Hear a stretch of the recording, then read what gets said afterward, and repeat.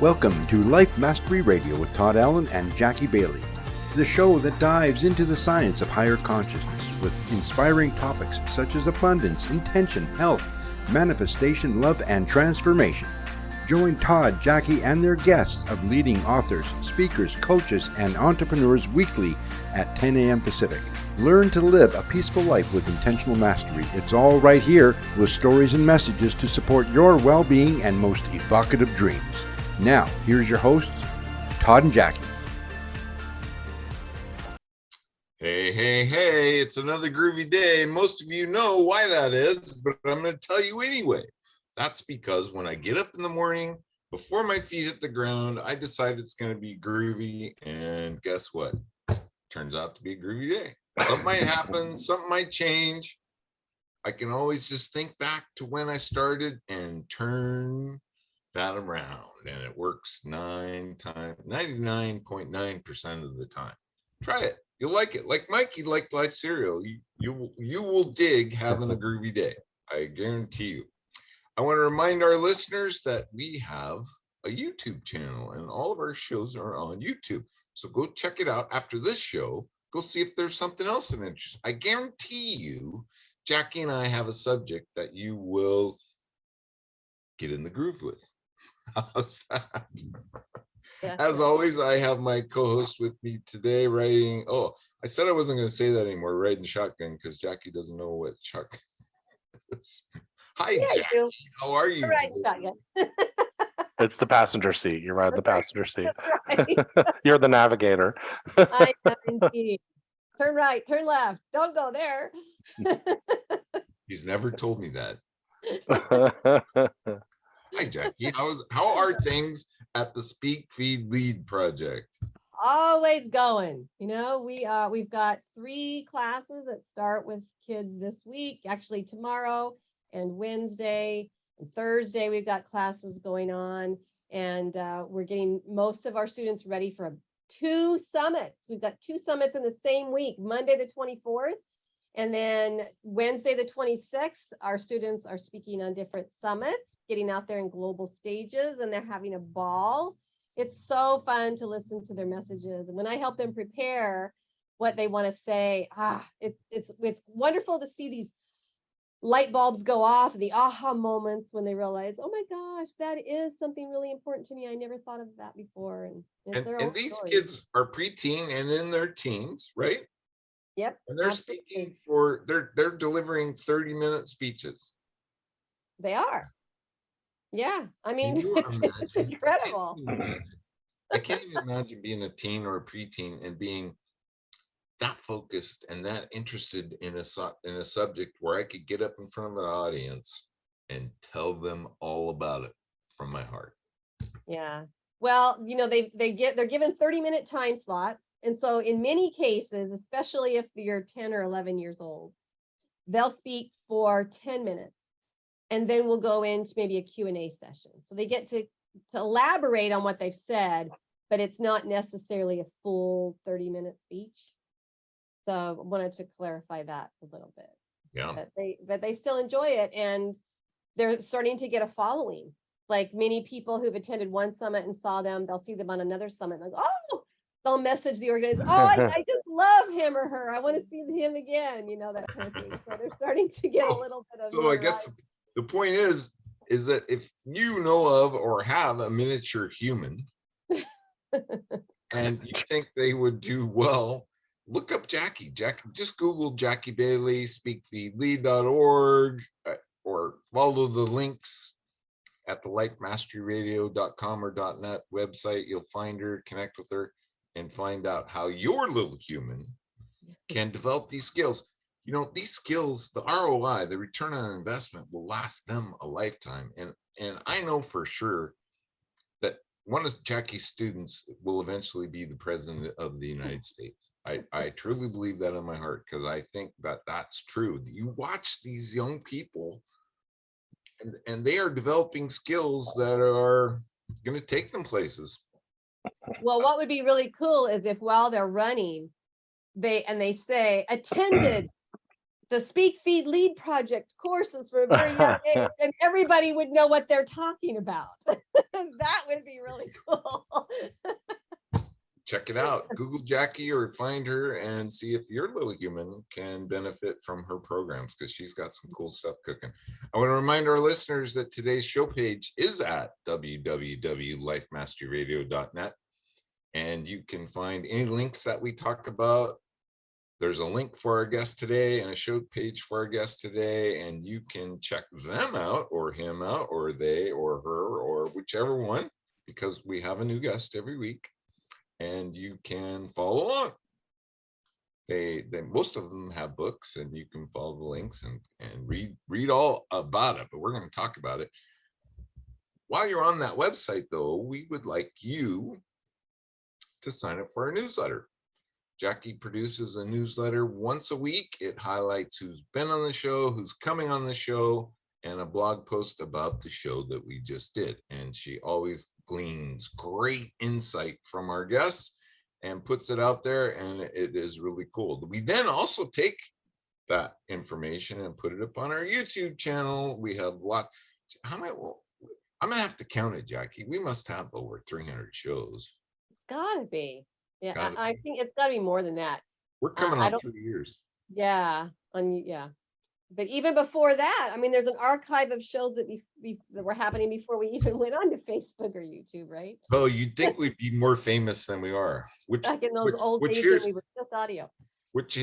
Here's a big call to action. Tell a friend about us. We have a blast. We have some really cool guests with topics that are on the cutting edge of their own becoming and will help you become who you are supposed to be. And we're going to talk about that with our guests today. So check it out. Jackie's book is on that website too. So is my book, 6 Keys to Life Mastery. Gosh, we just have everything for everybody to, it's a great toolbox for you to use on your very own life mastery journey. So they're all there. And Jackie and I are here to bring you the message and plant some seeds, right, Jackie? We're planting seeds. We are planting seeds, little gardeners. Okay. On with the show. I've rambled enough, I think. And I think that today's guest is Jackie's invite. So that means she has the introduction. Take it away, Jackie. Thank you. Jeremy is a recent acquaintance of mine, and so grateful that that acquaintance was made. He is Jeremy McDonald, and he's a spiritual healer, a teacher, a Reiki master, EFT practitioner, a theta healing practitioner, and a life coach. Lots of things going on. And he is also known as the storytelling alchemist. Sounds interesting, right? Jeremy has designed and delivered many workshops to assist individuals, helping them find peace and joy in their lives. Looking from an inside soul perspective, they are able to overcome fears, alchemizing those fears into love. With Jeremy's extensive experience spanning over 25 years, his clients find balance, peace, joy, and true sublime self. He also has a book. His book is called Peace Be Still, A Path to Self-Awareness, Love, Abundance, and Harmony, and it's in its 2nd edition, now available on Amazon. Welcome, Jeremy McDonald. It's delightful to have you with us. Well, thank you, Jackie and Todd, for having me on the show. It's very much an honor. And I just wanted to say, Todd, you had mentioned about, not being more famous, but a real quick funny story. I was teaching a class probably 7 years ago, and somebody came in, had Google searched me and said, Jeremy, you're famous. And I'm like, well, I don't know if I agree with that, but also fame doesn't pay for the bills. Yeah. Popularity doesn't bring a check in every month. So, That is true. I can remember back when I first started Life Mastery Radio. Before that, I was on another talk show called Holistic Living. And we invited a guest. Many of you will know her. Her name is Pam Grout. And Pam has written some amazing books. Jackie and I have interviewed her more than a couple of times. She's got some great books. But anyway, I went to a book signing in Seattle for Pam after we did an interview. And, so here I am in the audience. There was probably, 75 people in that room. And she's standing up on stage and she looks And she points, she says, look, there's Todd from Life Mastery Radio. And I was like, my head just, whoa. I'm like, that's pretty cool being recognized like that. I thought that was the king ding, man. That was pretty cool. That is pretty cool. Well, welcome to the show, Jeremy. You have quite a story. You have many, many accomplishments. This book is the second edition. Did you always know you had a book in you? No, not at all. Matter of fact, it's interesting because of what Jackie does. If I would have found her when I was a kid, I'd have probably been in a different place. But That's a good plug. It's a good plug. But it was about 22, to be honest with you. I was very shy up until that point. I wouldn't necessarily approach people unless I really knew you, and very, I guess all the stuff we have when we're younger, right? And so one of my managers came up to me and said, would you like to start training a class? And I was like, I thought the thought of standing up in front of people scared me, but I have this one little thing in me that if I'm afraid of something, I'm probably going to do it. Unless it's like, standing in front of a Mack truck, I'm not going to do that. That's just crazy. That's not fear. That's being smart. And so, but I just have this thing where if I want to do something and I'm nervous about it, or if somebody says, I don't know, that's going to be really hard, I'm like, well, I'll figure it out. And so I got in there, and I remember shaking the first time I got up there and how terrified I was. And there was about 15 people in the room, and they videotaped me. I'm going to date myself. And then they handed me a VHS tape to go watch later. So one of those ancient artifacts in life. And so, incidentally, that took me on this journey of self-discovery, of growing and studying, because I wanted to get better at that. Teaching and learning new subjects about leadership and self-awareness. And then I ran across the subject of emotional intelligence probably in like 2002 or 2003, so 20 years ago. And I just started researching that and looking at it. And then I had my own spiritual growth, learning how to meditate and all that stuff. So 2006, my entire world fell apart. I say that's the beginning of the recession of 2008. And so then going through that, that's where the book kind of came into place, because I realized that when I was looking at myself in the mirror, I wanted to start sharing with people my journey, because I felt like it would help other people. And so I use a lot of stories in there, because I feel like if I'm telling my story, that it'll relate to somebody, and they'll be able to take that, as opposed to me being the person that's acting like the guru. I don't really feel like a guru. It's one of those things, and incidentally, the word guru just means one that's transfigured themselves from darkness into light. They've gone through their dark night of the soul, so to speak, and they found peace in it. And so that's where the book came from. I'm working on my second book, and it's going to be exactly the same way. The last 10 years, while I was writing that book, my mother transitioned onto the other side. And so it's from this next book is the last 10 years coming into that. So and Peace Be Still was the first part of that. Yeah, it sounds like you and I were cut from the same rug. Can you think back though? Did you have an interest in metaphysics early on, or for me, once I discovered metaphysics and the definition of it, I couldn't get enough, man. I was just hungry, and it was good thing I didn't have Google, because I probably would have been glued to it. Well, the answer is no. My mother started going to a women's psychic development class in 1995. Maybe it was 94 or something like that. And I was 20, 21 years old, something like that. And I thought she was crazy. I was like, what are you doing, Mom? This doesn't even make sense. And so probably 97 or 98, she asked me I had a headache that day, and she said, will you go to this healing circle? And I was like, I don't know, Mom, that's just weird. And she said, please just go. I'll tell you what, I'll buy you dinner. So she coerced me in with my stomach, and we went. They laid their hands on me, and within about a minute, my headache was gone. And so it just started opening me up. And then I had a friend that invited me to other thing. It just kind of led me down a journey. And so then she and I started attending a spiritual development class together. And my mother was always my best friend. She was a young mother, basically, there's not a big age gap between us. It's about 16 years. And so we went on, I went more of the self-awareness, psychic, that mediumship type thing. My mother went more down the Eastern medicine. She was a nurse. Reiki, any type of energy healing and that kind of stuff. She went down that route. But then she taught that to me. And so I always jokingly say that, sons don't listen to their mother necessarily until they're not around or until they get older and realize that they're smarter than they give them credit for.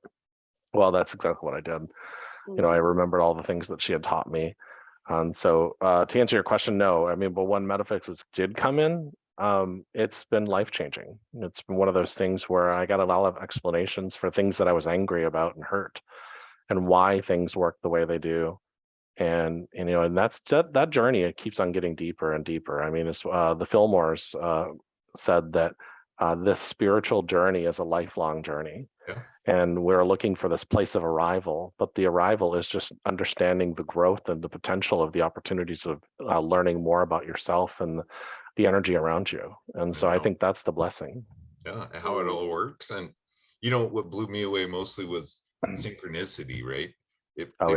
They were way beyond what people would say coincidence. And I was like, there's just no way, man. There's no way that was a coincidence. I've had so many of those in there. There was just one of those things. Well, you just, these things that happen to just remind you, and I call them little nuggets to take you down the path and on down your journey. And one of them was my mother passing away. She did a lot of things on the other side to let me know for a fact that she was there with me. One of them was I worked for MetLife at the time, and we had her memorial outside, and then the MetLife blimp hovered over her memorial for almost an hour. And we were in an area where it shouldn't. There was no football game around us. There was nothing around us. It just literally hovered over us. And I thought in my mind, now you're just showing off. And so, but that's spirit's way of telling us that there's something. And if you're paying attention, most people would just brush that off. But there's things where it's almost like the best way to describe is the whole world just stopped. And this random thing that would have never normally happened just happened. And you have to stop and think. Like one friend of mine, his father leaves feathers everywhere, and it's always the same color, and it's always at the same time of day, and it's really random. But there's more to synchronicity than just that. There's these little things where you're just meeting somebody, and you're like, "Whoa, did that just happen?" I feel like I met you, and then there's all these signs that prove to you that this person is supposed to be there in your life, whether it's for a lesson or whatever. There's always a reason. The universe is always talking to us. Our spirit's always talking to us, whatever reference you want to use. Yeah. Well, I know that speaking of your mom, she must have been quite young when she passed away, because she and your father were both teenagers when you were born, right? Yeah, she passed away at 54. So, wow. And so that led to maybe a little bit of a unsettled or turbulent childhood, right? And then you write this book that's called Peace Be Still. Was that a message in itself that you were sending to the world? What was the significance of naming your book Peace Be Still? Well, the significance was, and if anybody that read the first chapter, you'll know that I suffer from addiction, and so it's one of those things where why did I have those addictions? It's avoidance of myself. And then when you start peeling back the layers, you realize, I was born in 1974 to a 16-year-old mother and a 15-year-old father. And so my father's family moved about a year after I was born down to Phoenix. And my mother and I stayed in Minnesota, in Minneapolis. And so there was this abandonment issue going on within me. And, you just have to kind of look at that. And I wish more adults would start looking at this stuff, because this is stuff where you can release and start looking at it. Hey, your parents, it didn't make my parents bad people.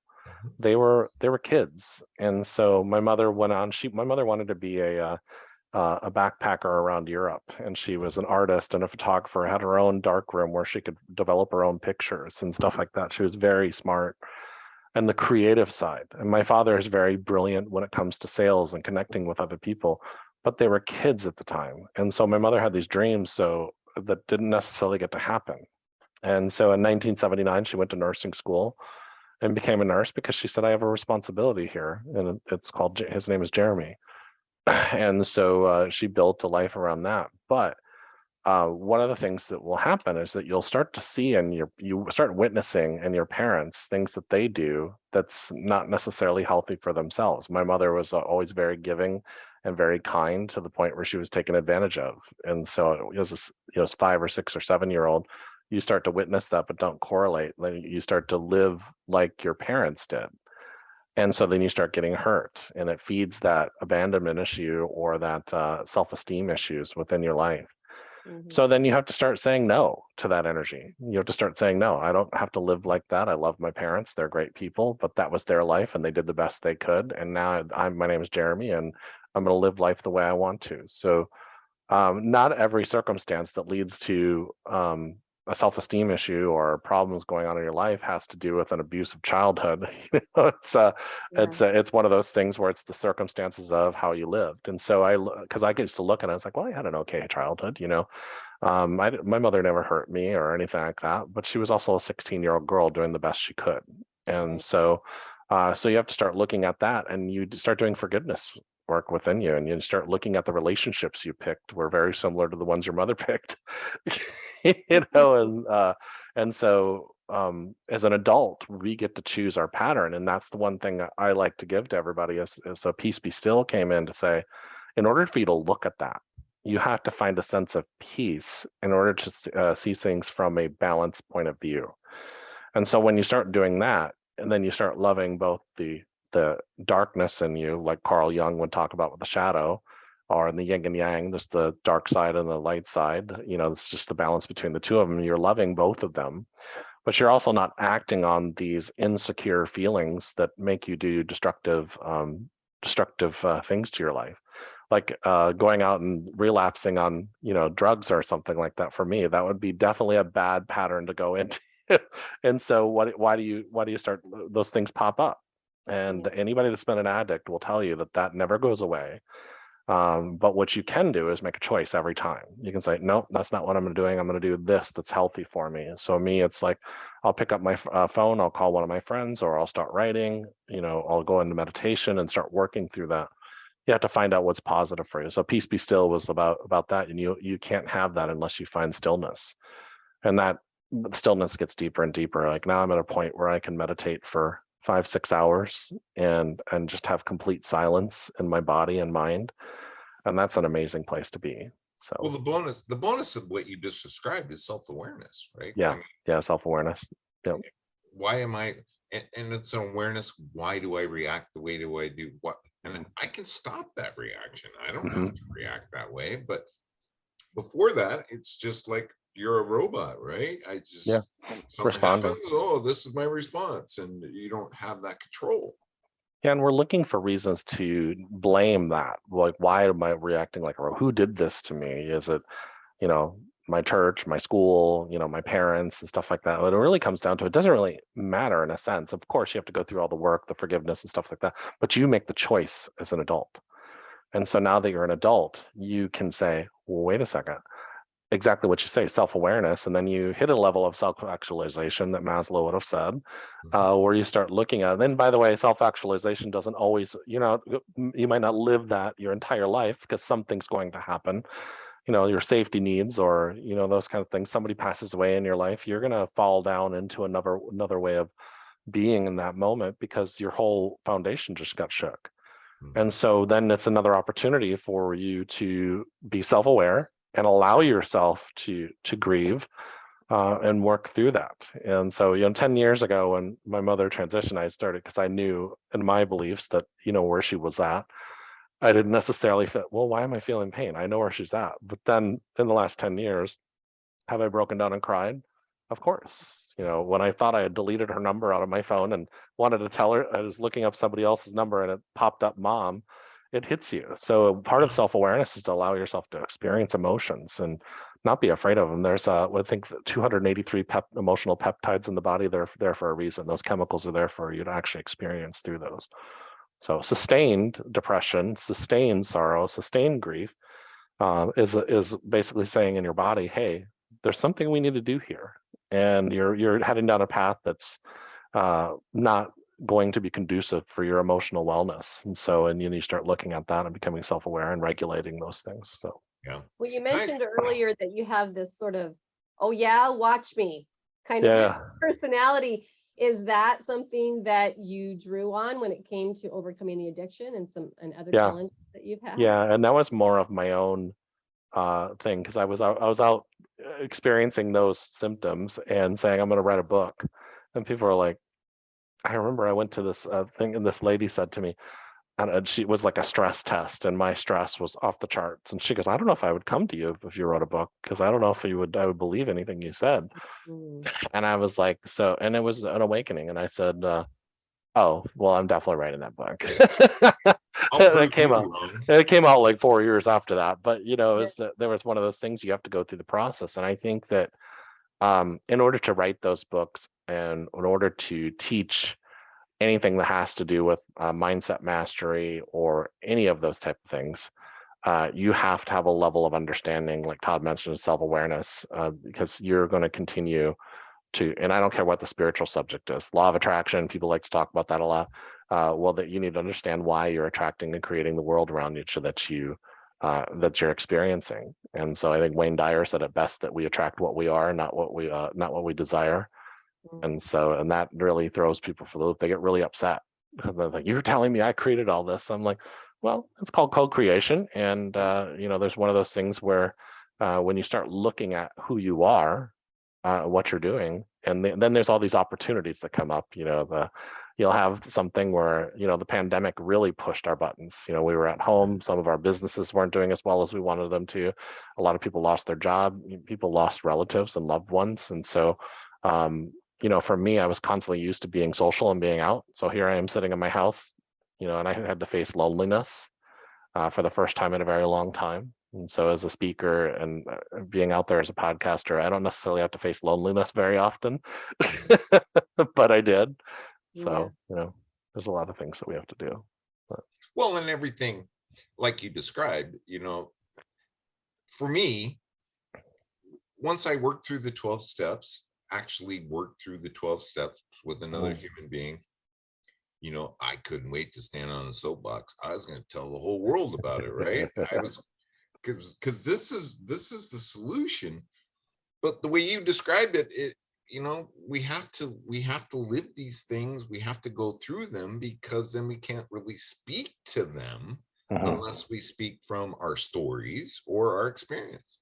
Yeah, and there's also, by the way, more than one addiction. So mine was to drugs and sex, you know, and so just to be blunt about it, but the other people have it to too much ice cream, too much food, overeating, shopping, you know, there's a lot of things that, and, you know, shopping and eating food isn't necessarily bad. Well, when it's what you turn to, I call it default behaviors that we go into when something triggers us. And so there's a process I use, and it's kind of cliche, but it works. And so I'm sure some of your parents and grandparents said one finger pointing out in judgment, three pointing back at you. Right. Well, what I use that is if I'm angry at somebody, if I'm hurt somebody, if I got all this stuff going on in me, and then it's time for me to stop and go, well, wait a second, what is it in this that's triggering? How is it making me really feel? And so it's not about who's right or wrong. Now I'm just looking at the emotions and the energy behind it. And so, well, they made me feel like I'm stupid, you know. So, and then you have to ask yourself the question: well, are you stupid? And the answer is, well, no, I'm not stupid. And so, well, then why would somebody make you feel that way? You chose to feel that way, and that's what I do internally within myself. Then once I do that, I can go and talk to somebody and say, hey, you know what? This is about me and my own emotions. But I just want to let you know, when you said that, well, you know, it made me feel this way, but I want to understand your intentions. And so what happens is that you can open up a dialogue, because they say that 90% of all disagreements has to do with a misunderstanding. 10% of it has to be with a difference in values. And so if you can really start asking those questions, and so that and emotional intelligence is your social awareness, you know, and interacting with other people. And so if we need to get on a soapbox now, because there's a whole bunch of politicians that need to hear just exactly what you said. Well, you know, I'm kidding, of course. No, I'm not going to say I'm not going to disagree with you, but that's the feeling that we get, right? It's like it's crazy. But then there's another emotion, right? Yeah, of course. And I actually told a friend of mine years ago, he was going to work for a call center. I said, you want to find enlightenment, work for a call center. And but you could also just sign onto social media and just start scrolling through your news feed, because what are you doing? You're looking at those triggers. Yeah. And so people will say, I don't deal with drama. I'm like, most of the time when somebody says I don't deal with drama, I usually find that they are the one that's creating the drama. Yeah. And the reason being is because they're trying to avoid that. But you never escape adversity. There's always going to be something that's going to hit your button, Exactly. offend you, hurt your feelings, whatever. But the more and more you work on it, the more and more self-aware you are, so that you can stop and you can say to somebody, what was that all about? And then you can understand the emotions or the energy behind what fuels them. And at least you may not agree with them in the end. Except you've had a dialogue, which is what the old, Socratic dialogues were all about. They would have a dialogue with people, and then they would grow from that. And I had the very rare opportunity to take a class from Dr. Raymond Moody many years ago. And one of the things he said from a philosophy standpoint, he goes, never say that this is exactly the way it is, because when you do that, then you give up the opportunity to grow into new ideas. Yeah. So I generally will say there's a lot of compelling evidence to support that, but I won't necessarily say this is exactly the way, especially when it comes to theology or different ways of looking at things. I may say, I just don't see it that way. But Yeah. so So one of definitely. the chapter headings in your book, one of the chapters is our inside world. Is this what you talk about within that chapter, or Yeah. is there something else that you delve into? Yeah, so that's about the inner voice, the inner world that's going on, all that inner dialogue. So there's an inner dialogue that's going on inside of you. And I'm going to date myself, but used to be a show on the Fox station when it was only a weekend thing in the 80s. I don't know if you guys remember when Fox was only on Friday, Saturday, and Sunday. And it was called What's in Herman's Head, was the name of the sitcom. But the idea was there was a bunch of voices inside of them. There was the depression, the insecurity, all that other kind of stuff, the happiness, the joy, the overexcitement. Well, that's going on inside of all of us. And that was a comedy. But I always say what's going inside of our brain is a divine comedy anyways. I mean, if we really started talking about what's going on in our brain, we'd probably be laughing all the time, which I do. I laugh hysterically at myself internally. So there's an inside world going on within inside of you. And I'm sure everybody can relate to this. They've been sitting in a Zoom meeting or in a meeting with a group of people, and you have a lot of respect for those people. And then you might start thinking, wow, what am I doing in this meeting? I don't even know if I fit in here, if I'm good enough for it. That's called imposter syndrome. And so what you can start doing is you have to start talking to that inner voice and start saying, no, that's not true. I mean, there's a reason why we're here. And there's a reason why I'm here to give my input and what from my own experience and my own wisdom. But I used to go through that because I'd be in a room with people with PhDs and MD at the end of their name. And here I am. At that time, I had an associate's degree. And so I thought they have more education than I do. They have, they're smarter than I am. And then as I started to interact with them, a lot of them became my clients. And so I thought it was very interesting because I have a lot of business background in business. So I would help them with their businesses, their practices and stuff like that. Because all of us have this experience and we judge ourselves. So that inner world of that judgment, you have to start talking to it and saying, well, no, I'm here for a reason because of my experience in business, because I've been a trainer for so many years and I've coached a lot of executives. And so, or you might stand in there and look at, some beautiful model on a magazine and say, oh, I'll never have, be as that beautiful. Well, who says that that's beautiful? Right. And what beautiful is on the shades of the eyes of the beholder. So it's one of those things where you have to start talking to yourself, and that's the inside world. And what happens, it's always going to be there. Some people call it the little devil on the shoulder, the angel on the shoulder, whatever you want to call it, doesn't matter. But it's constantly, both of those are talking to you at the same time. But what I say is the negative voice, don't brush it under the rug, because people want to say, don't talk. No, that's not true. No, actually say to it, listen, I love you, because it's you you're talking to. I love you. And we no longer believe that anymore. Remember what we've gone through. Look at all the things that we've done bring your own pride in. It's not from an outside thing, because a lot of times what we do is we bring pride in from, oh, that person said they love me. Well, that's wonderful. But do you love yourself? Right. So changing the inner world, inside world, and changing the inner dialogue is what I do as a coach. I help people change their inner dialogue because that's what I do. That meditation I do is I sit there and I work on my inner dialogue at all times.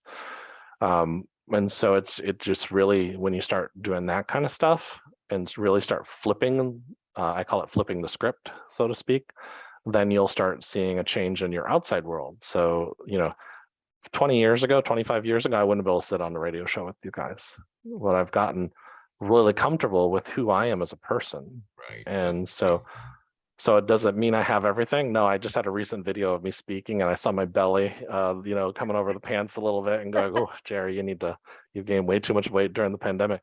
So I stopped and I said, stop, wait a second. Yes, of course, health-wise, I could lose some weight. And does that make me any less of an impactful speaker? Why was that the first thing you went to?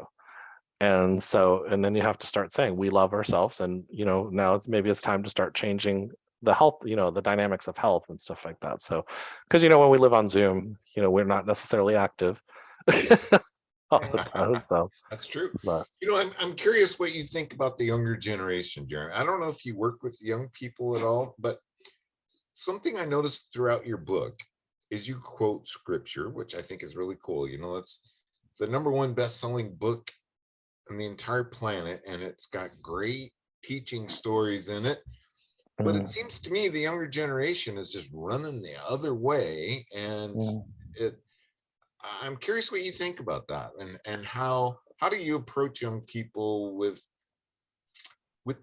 those great thoughts and ideas that are presented in that book?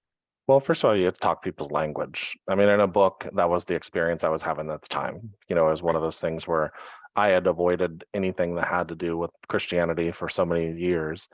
And then I started reading it after I'd done a lot of internal work on myself. And you start reading it with different eyes and different feelings. And so, but you have to talk somebody's language. And so, I found that I've trained a lot of young people my other life was as a corporate trainer, obviously. And so I've trained a lot of 18 and 19-year-olds to do customer service jobs. And so you have to talk their language. So I've learned how to say I've understood what bougie is and all these different terms that they use. And the reason being is because you have to relate to them.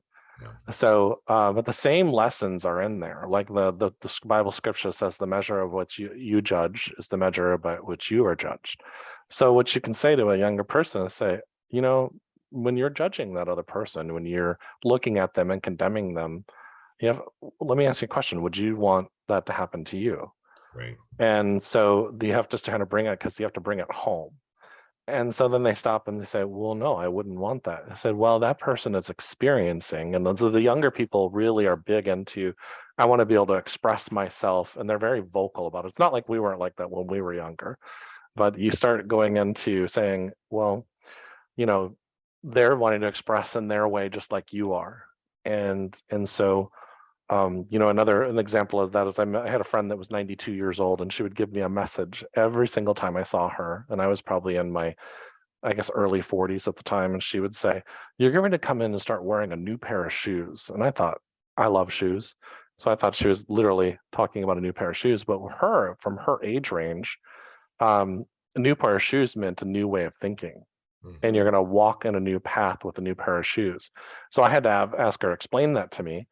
And so what's happened is between the generations, there's different language barriers and gaps because we all have our own slangs and our own way of thinking. And so I remember my age range was using, when we first started, I remember when I first got a cell phone, it was 45 cents a minute. And it was a GTE Telego phone. And I had a pager where people would page me and I'd call them back for 10 seconds. All right, I'll call you right back from a payphone. And so it was really, that was a different world until we started getting unlimited plans. And so to answer your question, what the younger people are doing, they're very much idealist and want to change the world just like I did. I used to tell my mother, you gave me this world that's full of pollution and you guys did this to us. And so, and she was like, yeah, wait until you're in your 40s. No, I see that. I do. That's interesting. You have that take. How open to, because you opened the door early on, and you're a self-proclaimed expert in emotional intelligence. How open to that concept are they? I think in a sense they are open to it. I have found that most young people I work with, younger people I work with, they are trying to find themselves. I have a friend in his late 20s right now, and he's really trying to work on himself. Does he go into his moments? Of course he does. I mean, that's part of it. He will talk science and psychology and quantum physics with me for hours and hours and hours. And I have a lot of friends in their 20s that are the same, and clients that I've worked with the same way. So I think they're very open to it. But what I will tell you is that I feel like we're experiencing the kids of the 60s right now in a sense, because they're very much like, I'm tired of the way things are. I'm tired of the way churches are telling us to be. I'm tired of the way governments are telling us to be. And they're not necessarily against the idea of church or government, but they're tired of being judged. And they're a lot more vocal about it than we were, and so, we didn't have social media like they do, and TikTok and YouTube and stuff like that. So we've got a lot of kids out there that are using TikTok just to get their message out there. And so, and they're doing a lot better financially than I am, because I look at it, I'm like, what are they doing that I'm doing? Because they're speaking from the heart. And they also started at very young. Some of these kids are starting like 14, 15, 16 years old playing video games. So Jackie is guiding them down the path. I mean, and that could, I think about it sometimes, that can only spread because one kid will see one kid doing something, right? And they're like, oh, if he can do that, I could do that. Yeah. If we can inspire young people to do things that, we did when we were younger, we just didn't maybe have the technology that we have. It'd be great. I mean, I went on 2 tours of the United States as a musician before I was the age of 20. So it was that was an amazing experience. Now, did I have the opportunity to have if I would have had a TikTok then? Yeah, that would have been a lot of fun.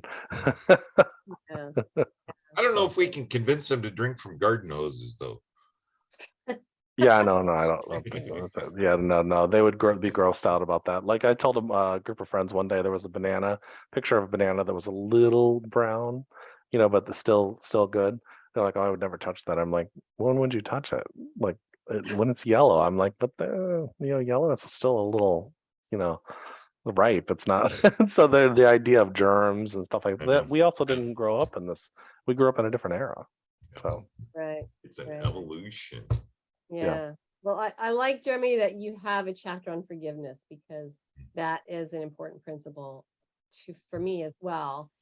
So how much does forgiveness play into the way that you're helping your clients change their story, alchemize their story from a different place to a new place? Well, alchemizing too is transmuting from lead into gold, the old ancient alchemy. So it's those lead heavy thoughts of, no, you did this to me, so therefore I can never forgive you. And then the other part about self-awareness is a lot of times when you're doing forgiveness work, there's some anger towards yourself. So you have to do some forgiveness of yourself. So I love the Ho'oponopono prayer.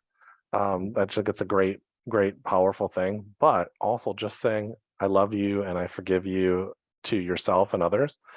The limbic brain doesn't know any difference. It only knows that you're giving love and forgiveness.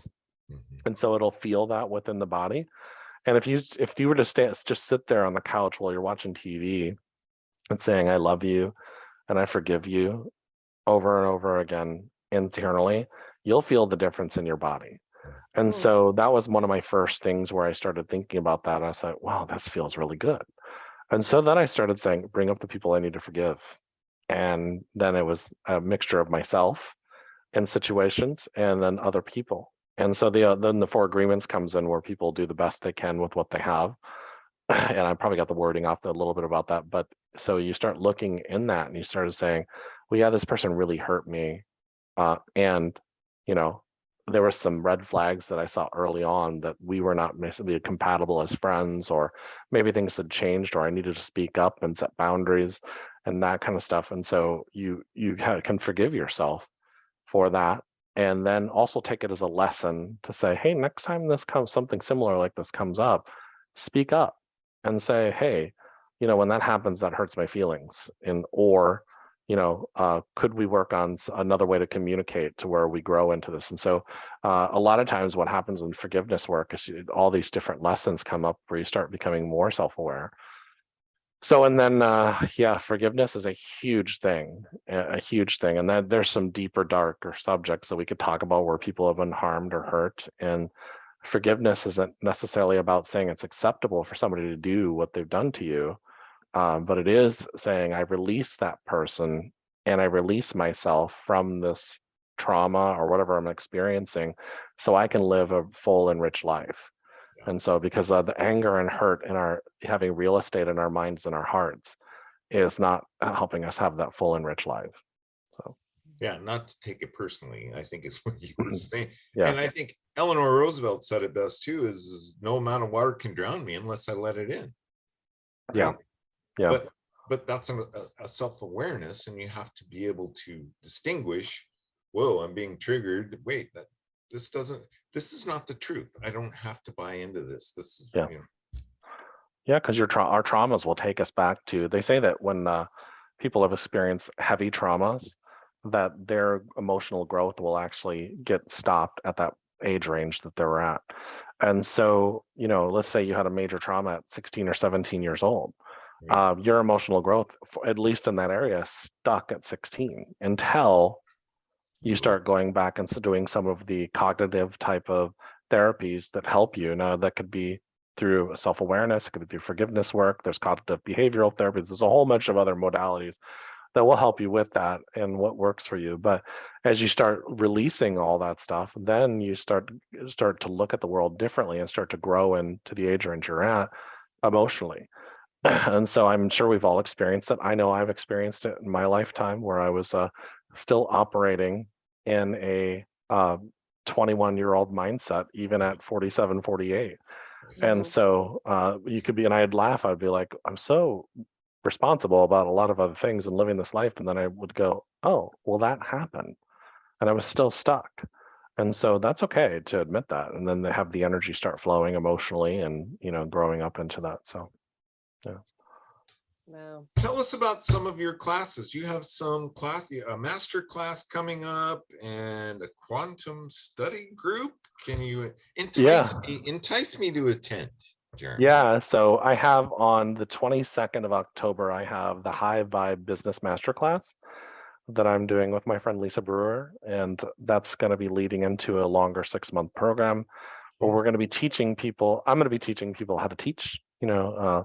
How adults learn, how we have to tie things back to how they grow, how their own personal life. And then, different things about adult learners. And then she's going to be teaching about how to build the business for light workers.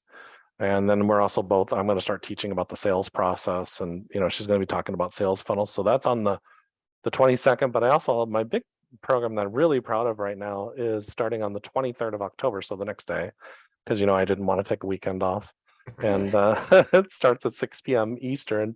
It's called Quantum Activation Healing Therapy. And so I am a quantum healer in a sense, and people have always asked me, well, what is that? And well, so on a quantum level, on a super consciousness level, there is all these realms of possibilities. And so we start in this first level with healing yourself. In Reiki, they say heal thyself first. And the reason why they do that is because then all those self-doubts in there, all that stuff that says, oh, this can't happen, all that values, based on the measure about what you value yourself, by the way, is how you impact your world. And a lot of people, especially in the life mastery and, mind mastery and spirituality, they have a value issue. I work with a lot of healers that give a lot of energy out to other people, but don't necessarily learn how to receive. So we talk about on a quantum level how that affects you in your life and how to heal it. So that's going to be a 4-week course starting on the 23rd, and so we're really going to focus in on how. Yeah, and I'm pretty excited about that one. My friend Terry Ann and I have put that together, and decided to collaborate on that project together. I'm just excited about putting it out there. Cool. So. That is cool. I'm gonna have to check that out, Jackie. Yeah. Remind me to remind you to remind me to check that out. It'll be fun. Well, I know, Jeremy, in your book, you've got a list of some affirmations that you typically, I guess, use within these courses and teachings. You have some rules. I don't know if that's what you call them, rules of manifesting, or some things that you can work on manifesting.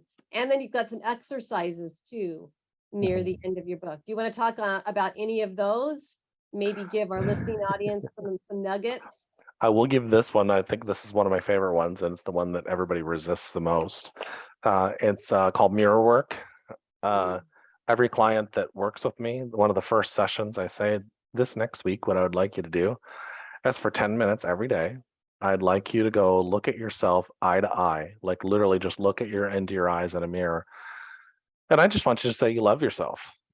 And then I want you to come back in a week and I want you to talk to me about that. Well, what happens in a week is they come back and I'm like, how did everything go? And they're like, oh, no, I did it one day and it was so awkward. I'm like, well, I knew that was going to happen. And so they're like, what do you mean you knew that was going to happen? Because nobody wants to face themselves. And you've never told yourself that you loved yourself ever in your life. And so now imagine what would happen if you started giving that love to you and how you would attract your world around you. And so, I had the habit of always saying really nice, sweet things to people, my partners, saying how beautiful they were and all that other kind of stuff. Why wouldn't you do that for yourself? Well, I don't see myself as beautiful. And so then the old saying goes into, if you want to have love, you have to love yourself. So that is a very powerful exercise and it's very simple. And when you get to when I first did it, my eyes would twitch because I was uncomfortable with it. But I just kept at it every single day until it finally broke something in me. Another one is to do eye work with another person. Your spouse, your friend. I do that in workshops a lot. I just did it a couple weeks ago in Melbourne. And it's very uncomfortable. But what ended up happening is when they finally got past all the nervousness and the uncomfortableness, they found a sense of peace within themselves. Affirmations are very powerful. And with that being said, you have to start working on saying no to the old programs and then bring in the new affirmations. So Catherine Ponder said this best. She said, when you try to do affirmations on top of the old programs, it's like building a new house on top of the old house. The old toilet is sitting right next to the new toilet, and it's just not going to work. Okay. However, those feelings of doubt, when something comes up and says, oh, well, that's not true. We're not going to have this successful life. You say, no, that's not true. We deserve the best of everything in our lives, and we want it divinely given in our divine plan. Whatever your language is. So what all we're doing is saying no to the old pattern, and then saying yes and bringing in the new. So what that does is it fires new transmitters in the brain, and then once the new pattern becomes habit, that's when the left hemisphere of the brain and the right hemisphere of the brain join, and it becomes a habit. So what you're doing is you're just breaking those old transmitters in the brain, and then bringing in the new ones. Yeah. So. Very cool. Oh my goodness, my friends, we only have a couple of minutes left. Jeremy, thank you so much for showing up as you today and sharing with us Jeremy's World. There's another cool book, Jeremy's World. That's a good one. Thank you so much. Is there a last minute parting shot? Quickly, we only have about 2 minutes. Love yourself and be good to yourself, and allow yourself to grow into your world. I mean, it's a process. Don't beat yourself up too much if you make mistakes. The mistakes are your opportunity to grow into new ideas. Yeah. Yeah, that's some great advice. Jackie, great guest. You always do good. We always do good. There, I'll say it that way. I just meet awesome people. I've got that vibration now. It's awesome. That vibration. I know. Yeah. I know. Well, Jackie's going to be on my show here in the next month or two. So nice. We'll have to put that in the newsletter. Yeah. I hope you come back, Jeremy, because I think there is a lot more that we could talk about. Absolutely. I'd be honored. That's about all we have time for today. I hope you enjoyed the show. And if you did enjoy the show, my hope is that you would tell somebody about the show. We have many shows on our YouTube channel. Just look for Life Mastery Radio with Todd and Jackie, and they will pop up in all subjects, all kinds of cool guests. So many, I can't even remember them all. That's how many there is. That's about all we have time for. I hope you enjoyed the show. I already said that. Lastly, please, please, please make it a great day, because it is all about choice. Bye-bye for now. Bye, everyone. Bye. Thank you for tuning in to Life Mastery Radio. Join Todd Allen and Jackie Bailey and their guests of leading authors, speakers, coaches, and entrepreneurs weekly at 10 a.m. Pacific. Learn to live a peaceful life with intentional mastery through stories and messages to support your well-being and most evocative dreams. Visit their website, www.lifemasteryradio.com. Join their mailing list and be notified about upcoming guests. That's lifemasteryradio.com.